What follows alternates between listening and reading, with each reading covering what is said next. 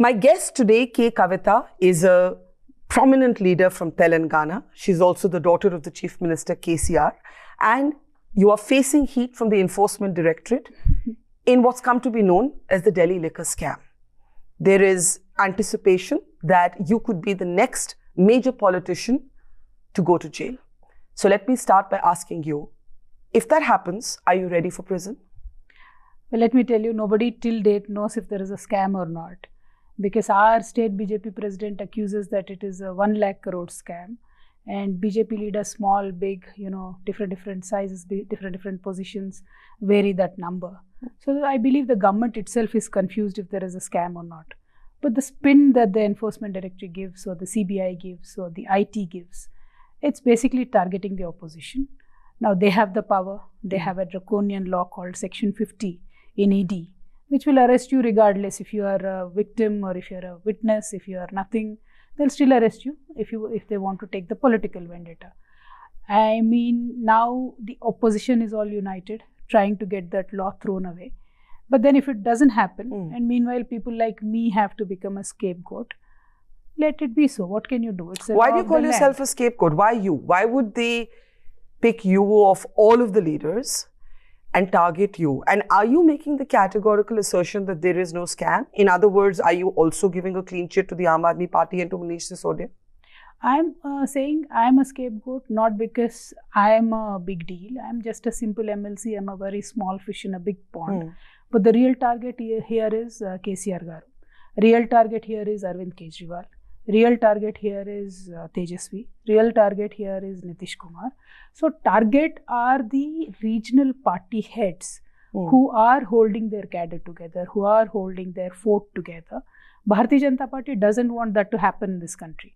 They want everything to be only one color. They want one nation, one party. They've been very categorically making the statements openly in public. One party, one nation, one friend, one constitution, one prime minister for eternity. That could be their goal. But we as Indians, we as people of this country who have seen and love the country for its diversity, we are not going to let that happen. I could be a collateral damage in the whole process because I'm a small person. I'm not the target. Target here is my leader KCR. Target here is all the regional party But can we leaders. get to the specific allegations? You were questioned by the Enforcement Directorate for 9 hours in the first round, and there could be many more rounds before the Enforcement Directorate decides the next step. You have simultaneously approached the Supreme Court.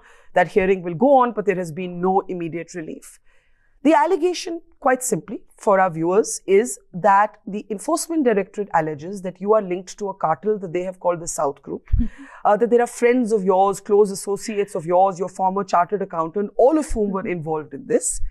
You are smiling, but the allegation is serious. The allegation is of kickbacks. We're talking about 100 crore kickback allegation here. Are these people who have been named, whether it's an Arun Pillai, whether it's your former CA, whether it's a Sameer Mahindru, are these not close associates of yours? Well, I believe Barkha ji, ED is watching a lot of Netflix and Amazon. What is South Cartel, you tell me? Is it a registered entity? Have they found anything, anybody, any director, anything? Is it a company? Nothing. If you just want to make, fancy names, trying to, tomorrow the Prime Minister can come to Telangana and say, oh, South Cartel, this lady is arrested. We understand the scheme of things. They want to do whatever they can do without even leaking all of this information to the media. But why do they leak information to the media? What is the purpose in doing that? If you are serious, if there are serious allegations like kickbacks being paid, if there are allegations like a scam happening, if you have the proof, pick up everybody, put in the jail, close the deal. But you haven't answered my question. On these, you said, the ED is watching too much Netflix. The South Group is an inspired. It is, ma'am. It is, ma'am. Okay, but on these individuals, what is your relationship with them? You have been accused of proxy ownership in one of the big sort of liquor wholesale retailers. What is your relationship with these men and these companies, Indo Spirits, for example? It is as good as you and I knowing each other for 20 years. You and I know each other for a long time. What Kavitha does outside of this interview is none of your concern, nor would you be understanding. But then if somebody comes and tell you tomorrow that just because you know her, just because she is your close friend, what do I know what is happening in the whole world? I am a busy politician morning to evening. And okay, if you still believe that there is something, Please bring the proofs, please arrest people, please arrest me also, no problem. That is not an issue here. Issue is... Are you mentally ready to go to jail? Ma'am, it is. See, when you come to politics, you are ready to do anything. Different story. Point is not that. Point is the way opposition is being scuttled by using these agencies. Why not? Ma'am, 8 crores was caught in BJP MLA's house. What is the ED doing? Watching Netflix. Why is ED not arresting Virupakshaya? What is stopping them from doing so? Why don't they actively pursue Mr. Adani's case where 38 shell companies are found? Lakhs of rupees flowing to India. What is ED doing, ma'am, then? Why is ED after a particular fictitious case where nobody knows what happened? What is your relationship with Vijay Nair, who's in prison, the Aam Aadmi Party communications head, who is seen to be the kind of linchpin who organized this whole proxy deal wherein effectively the ED charges that you and your associates paid a bribe in return for revenue that you could earn through these liquor companies that had a very sort of indulgent, excise policy that has since been retracted. What is your relationship with Vijay Nair and Manish Sisodia, both of whom are in jail? Ma'am, I have not met Mr. Manish Sisodia in my entire life till date. Okay, I have not met him. And now you are making him and me the kingpin on both sides. You can understand how... Not me, I'm talking about the ED. I mean ED. Yes. ED or Modi or whatever it is. But then you should understand how frivolous the whole matter is. I have not met the man in my whole life, Mr. Sisodia. So what am I supposed to say? Now if you are accusing me of meeting people, I can go on, threadbare into a lot of things. But the issue here Vijay Nair? This is all fictitiously made, created. About them or about you? Everybody. As far as I feel, there is no scam. The fundamental agenda here is the LG of the state, or today governor in my state. She is sitting on the bills for 10 months. Likewise, every central government agent in every state has to disturb the central state government's functioning. That is what has precisely happened in this entire case. But I'm not specifically talking because whatever I say today looks like I'm trying to cover up something else. So my answer to you, ma'am, in whole of this excise policy issue, first of all, there is no scam.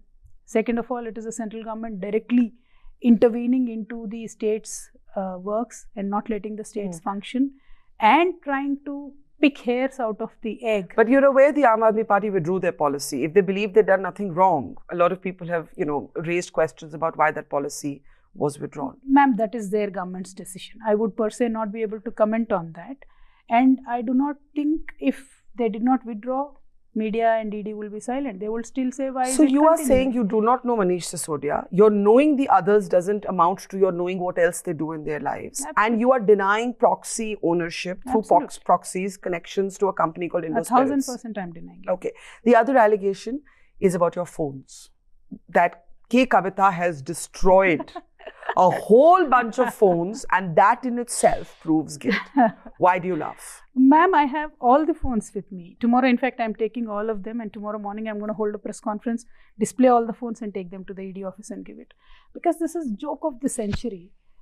Whenever a new model comes in, ma'am, it could be iPhone, Samsung, whatever, I buy it. My husband buys it or my kids buy it. And I use my phone, and sometimes I like it, sometimes I don't like it, we change it. That's no big deal. And if that is amounting to changing proof, I said, boss, I have all the instruments. But you have them. You haven't physically destroyed the phones. No. All of them are there. All of them are there. And tomorrow I'm going to take them to ED and I'm going to display it for you, ma'am, tomorrow. For the media, whole of the media. What is it about you that you think they came after you? If there is sort of no smoke, no fire, which is what you're saying, neither smoke nor fire, why you? KCR, ma'am, I'm nobody. Ma'am, if I was not CM's daughter, we wouldn't be having this conversation. Trust me on that. We would be talking about women's reservation bill because there would be no ED on me. And I will talk about the women's quota in a moment, but I have one more question on the Delhi liquor issue to ask you. Your party took out memes, hoardings, which basically suggested that the moment that somebody moves from their party to the BJP, they're suddenly washed clean, right? Raid detergent Nirma is what you called it. That leads me to ask you, have you been approached by BJP or friends of the BJP to switch sides? If that was not the case, ma'am, I would be free bird today. You have been asked to join the BJP? I will not take the names. I rejected. So that's why I'm in trouble today. What did they want you to do? To leave your father's party and join the BJP? I will not go into the Or to details. persuade your father to also... I will not go into the I'll tell you why I ask you. Your father has had decent relations with the Prime Minister in the past. This adversarial energy we're seeing this year, in the year of the election. What changed? No, this changed long time back, ma'am. When the policies of the Bharatiya Janata Party government started becoming more and more and more against people, starting from the farm laws to the laws of electricity reforms, where they're forcing the states literally to put meters in every farm.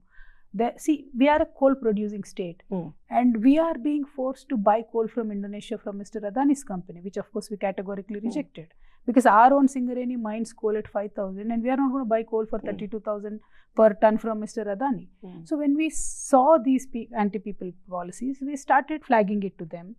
They did not like it, obviously, when we flag it, and today we are losing 20,000 crores per year on farmers. And they have cut down our FRBM limit by 0.5% just because we don't want to put meters in the farmlands. But we refused. We said, no, we are a farmer-friendly government. We are not going to do it.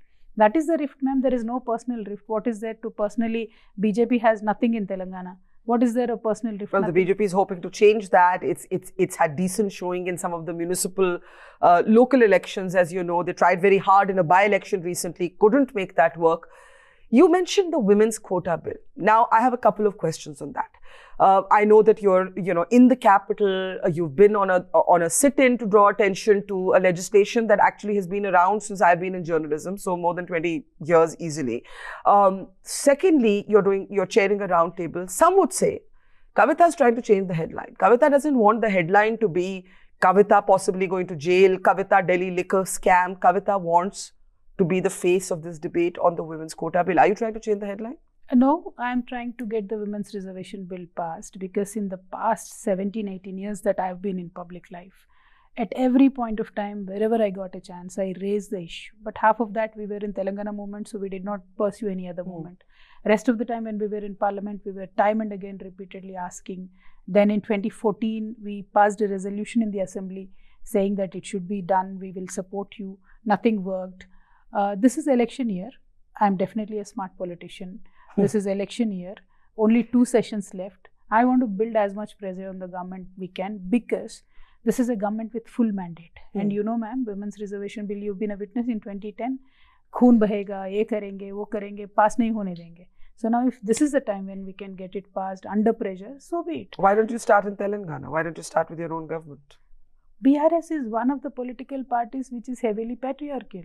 It is come out of a patriarchal system in this country. That's very honest. It is. It is a fact of life. I can't change it in TRS unless there is a law. And somebody else, you ask tomorrow any women leader, can they change it in any of their parties? No. Even Sonia ma'am, who heads the Congress party, she could only give 12.5% tickets last time in 2019, the latest figures I'm quoting. It's not going to happen, ma'am. Let us not lie to ourselves and trying to pin me down just because I'm bringing up the issue ki pehle tum ghar se charity shuru. I mean, you're effectively saying you can't change it either without a law. Absolutely. Not even in your own party. Nobody can change it without the law. You mentioned Sonia Gandhi. When you were on the sit-in to draw attention to the women's legislative, affirmative action bill, you did thank the Congress for its position on this issue. However, on the Delhi liquor scam or the Delhi liquor policy, whatever you want to call it, the Congress has not shown you support. The Congress has not shown Manish Sisodia support. The Congress, in fact, took credit for pushing the CBI to investigate you. The Congress fully welcomed Manish Sisodia's arrest. What's going on with the Congress? Congress, I have no idea, ma'am. Are you disappointed with the response? Not at all. See, they are a political party. They are entitled to have their views. With respect to women's reservation bill, I've always thanked Madam Sonia, and I will continue to thank, because she set a milestone in the history of this nation, and it shall remain. And any woman who works for women, regardless of parties, affiliations, I will thank them. So that said, on the issues of corruption, etc., if there the intention is to not support, so be it. Big deal. It is one of the largest regional parties now. It is not even a national party anymore. And you'll see BRS will emerge much more stronger than Congress in coming days. So it doesn't really matter. So you don't see the Congress as competition, even though it's your direct competitor in Telangana? Ma'am, it's a very distant direct competitor in Telangana. It is not a direct close competitor. So there's no immediate threat. Now, your party, which used to be the TRS, is now the BRS as the TRS goes national. How realistic is this move? This is a year when Telangana is going to have elections, Yes. right? Why go national? What gives you the confidence that you can go national? And you in particular have been accompanying your father to meeting many of the other regional leaders. So there is a theory building up that while your brother is the face of the party in the state, you are emerging as the national face, and in some ironic way, all of this media attention in this Delhi liquor case has actually made you better known to the rest of the country. Maybe for the wrong reasons, but in politics, all publicity is good publicity. Is that how you're seeing it? Why go national? Ma'am, whatever we've done in Telangana, I believe it can be replicated at the national level, and we do have a proof of concept. We are not talking in the air. We are not selling dreams like Mr. Modi, which were never true. Unfortunately, we only realized, the whole nation realized it 10 years later. But then Telangana has a proof of concept. We have literally changed the face of the state. We've built dams, we've given water, we've given power, we've generated employment. All the basic human necessities we've taken care of. So we want to do that for the nation tomorrow. So we've come with a very positive agenda, ma'am. There is politics, of course. Politically, we will align with people whoever are like-minded, whoever want to Which is clearly not the Congress. No, I mean, basically the Delhi liquor issue, the policy and the fight over it has exposed, would you agree, the divisions within the opposition. The opposition is not united on this issue. You know, you may call the Congress a regional party, but it's a major opposition party. It still has national presence and it's not standing with the other state parties on this issue. Today they did a march, ma'am. Even Congress went to the ED office. They might not support Kavitha, but Congress went to the ED office with other political parties. I saw that. Today. They marched today to ED office. So they understand there is a threat to the entire political ecosystem in this country. There is a major move from the Bharatiya Janata Party to eradicate democracy in the name of ED, to eradicate the opposition. They will do it either way, either by ED or by Election Commission or by any other means they are trying to do it. So it is the time for the whole of the opposition to push back. You know, it is not the time to be divided. But of course, if there is a particular issue which Congress doesn't agree on, I respect them. I really respect them if they have taken a stand. But they should stand firm on that. That's the only problem with Congress. They keep doing flip-flops. So if they don't do that, they're sticking to the stand in whatever it is. Personally, it doesn't matter to me if they support or not support, because I've done nothing wrong. I'm 200% sure I'll come out very clean. Suppose they do arrest you. What is your plan? I don't know, ma'am. If they arrest me, what can you do? We will fight tooth and nail legally, whatever recourse that is possible. If somebody is coming to me with a sword, of course, I'll try and protect myself. So I'll try and work with the justice system because I have immense, confidence in our justice system, and we believe there can be some protection that can be achieved. Thoda der hoga, Bhagwan ke ghar mein jo bolte hai na, der hai andher nahi hai. So I'm sure it will all come out very clean. Are you the national face now of the newly minted BRS? Well, I cannot comment because party has not officially given me any position. So when whatever the party wants me to do, ma'am, I'll keep doing. What has your father urged you to do at this point? He said, be truthful, answer to your fullest capacity. Do not evade investigation like BL Santosh, go attend. Do not evade investigation like Mr. Adani, go and attend. Whichever agency calls, call, attend. Set up a team of lawyers, defend yourself in courts. That's all he said. There has been a model with a number of the other regional parties, which is almost seen as a kind of de facto understanding with the BJP, that you let us have our states, you let us be the rulers of our fiefdom in our states, and we won't question you nationally.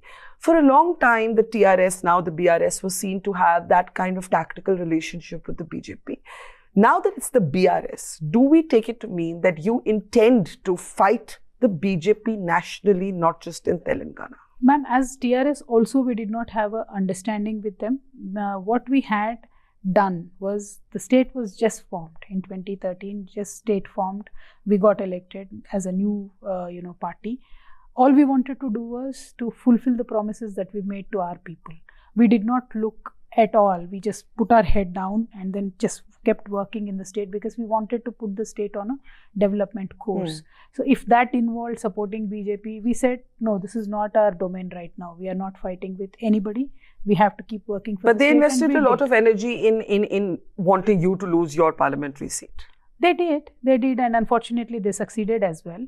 But I'm going to come back, ma'am, with a lot more power and a lot more majority, bigger majority than that I've lost, because people now realize that my defeat was technical, and to that extent, Election Commission of India did not even support in even numbering the EVMs. Mine should go as one of a record-tod election, ma'am. I had 24 EVMs in each room, and nobody bothered to even number them. So people got confused.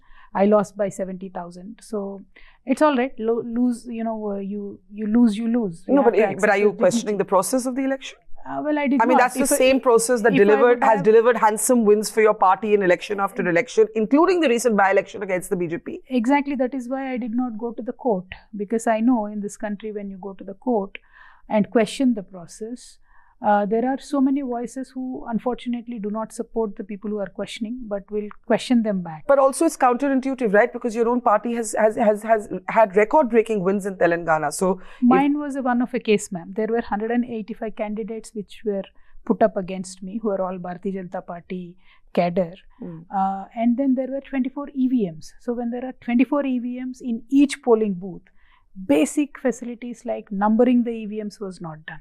That is all I'm saying, nothing else I'm saying. So I did not approach the Election Commission because of only one thing. I said, let me go back to the people, fight and come back again. There is no point in, crying for help after it is lost. Election is lost. So I've accepted my loss with great dignity. And I've just stayed put, and I did not even question the opponent who won over me for 3 full years. I've just stayed silent because I said, लोगों ने उसको मौका दिया है, तो let him work. Let him, work and show what he can do. Now that he's failed in every parameter, now it is election year, we have started questioning them, and we will question them. Finally, before we let you go, one message that you would like to give to the Modi government. Well, Modi government cannot win hearts or cannot win states based on ED.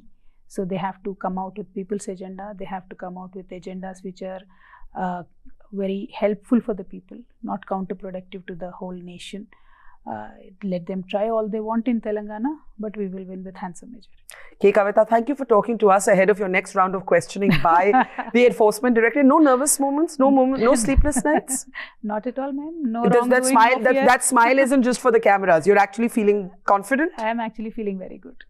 Even if it means tomorrow the handcuffs on your wrists? What can we do, ma'am? This is the state of the country, and I really hope people wake up with at least a risk like this, which do not give a chance to defend yourselves also. So let the people take a call, ma'am. Thank you very much for talking to us. It's great to see you here. Thank you for watching our work. If you haven't subscribed yet, don't forget to click the bell icon and subscribe to Mojo Story and support independent, robust journalism.